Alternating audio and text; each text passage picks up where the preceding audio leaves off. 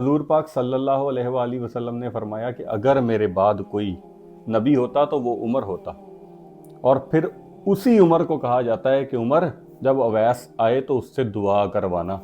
اب وہ اویس کون ہے؟ کبھی سوچا ہے؟ کبھی پڑھا ہے؟ کبھی 5 منٹ نکالیں اویس کرنی کے بارے میں؟ کرن جس کا قبیلہ ہے، اویس جس کا نام ہے، اس سے دعا کروانا۔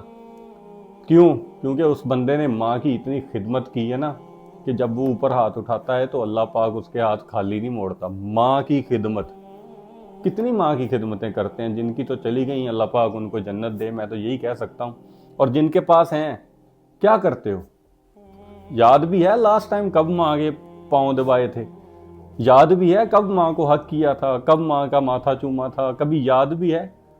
میرا خیال ہے تب ہی کیا ہوگا جب کوئی 100 200 400 چاہیے ہوگا۔ اور جب ہم بچے تھے تب تو ہم پھر بھی ماں کو حق کر لیتے تھے، کوئی قدم ان کے چوم لیتے تھے، کوئی پاؤں دبا دیتے تھے۔